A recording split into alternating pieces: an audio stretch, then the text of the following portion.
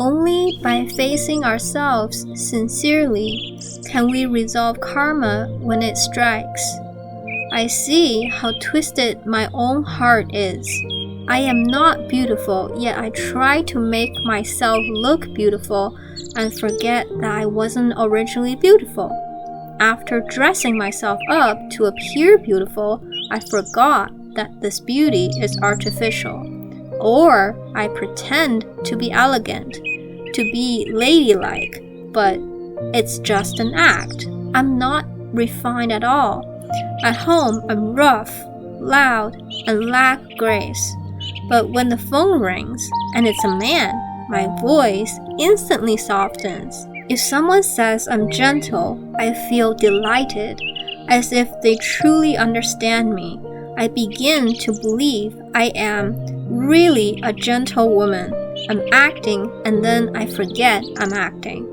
I open the door wide, letting in others or karmic creditors, creating space for them to exploit. And then I blame others for being love frauds. But it was me who wanted to be deceived. Otherwise, no one could have tricked me. That is why I keep getting hurt in love, scarred repeatedly.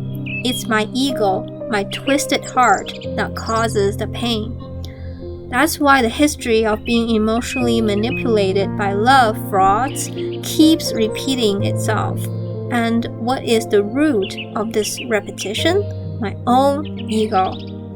My heart is so crooked, and I'm unaware because I lack deep self-awareness. Yet, I still say I am honest, simple person. When I talk about a crooked heart, some might say, that's impossible. I'm not like that. I'm a straightforward person. That is why when we share, we must not take these words out of context and think they don't apply to us. Now, I want to deeply dissect your twisted heart and show it to you. Every ordinary person is acting. That is why we attract others who are also acting. Everyone's world is truly different. The world of Buddhas and Bodhisattvas is not the same as that of ordinary people. Even if they share the same space, their destinies differ, and so does their experiences of it. True sincerity means being consistent inside and out. Ask yourself honestly, do you treat your friends the same way you treat your family? Are you the same person at home as you are outside? Do you speak softly at home as you do in public? If you speak gently in public, do you also do so at home? Usually not, because your gentleness outside is suppressed. You get along well with others at work. Everyone likes you. You appear patient, smiling, always saying it's okay when people offend you. But once you're at home, because you've been holding everything in, you need to balance it out. You no longer act, no longer suppress yourself. If you're a devil at home, you're probably playing angel outside. But pretending to be an angel is exhausting. Eventually, you'll need to take a break. So you hang up your angel costume at the door when you get home and reveal your true nature. This is how we balance ourselves for the sake of ego, for the sake of the mask.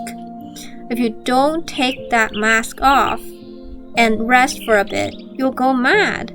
You'll break down. This is how the ego of ordinary people operates.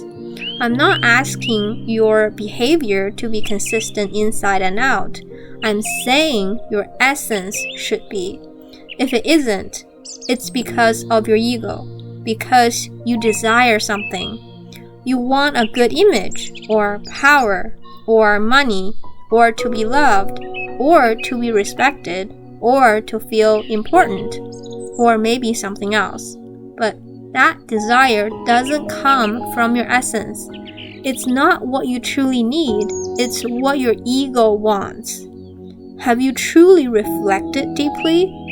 Even if you get what you think you need, will you truly be happy? When you're broke, you fantasize about money. You might earn $40,000 to $50,000 per month, but dream about winning the lottery for 50 to 100 million, or imagine yourself as a tycoon. But I tell you, nothing will really change.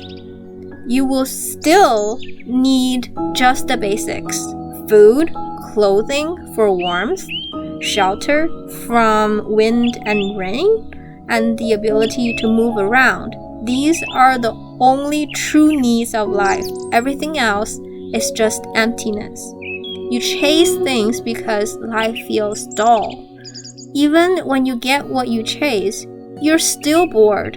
Only the process of pursuit can temporarily numb the boredom. But in the name of this pursuit, you may commit harmful acts. Maybe you step on others' shoulders or use deception to get what you want, hurting others in the process. And when karma ripens, the ones you've hurt, whether people or animals, return to collect their dues to hurt you. When you're hurt, it's only because you're weak to resist. That is how karmic law works. Even when you can't resist, your heart is filled with hatred. That hatred plants seeds which bloom in your next life when you return the harm. And so the endless cycle of revenge continues. Life in the cycle of cause and effect is born from vengeance. Revenge takes the form of pursuit of success, love, power, fame, or control of others. You want others to listen, obey. If they don't, they become your enemy, your obstacle, and you attack. When you're riding high, you're unstoppable. When you're down, everything falls apart.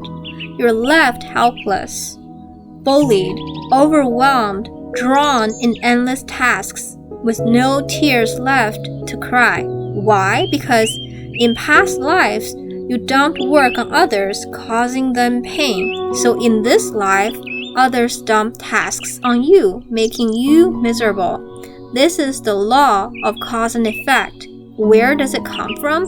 From the ego. When your ego dissolves, karmic ties from past lives have nowhere to attach. That is why when I share practical ways to relieve suffering and gain happiness, I emphasize the ego. It's the only burden of our lives. The skillful methods I use are meant to give you a scalpel, along with the secrets and instructions to perform surgery on yourself. But will you pick up that scalpel? Will you follow these instructions and peel away the ego layer by layer? When you perform that surgery and the ego disappears, sincerity will emerge. When sincerity appears, your pure land, your paradise will appear too, and you don't need to wait until you die to reach it. If you can't find paradise while alive, how can you believe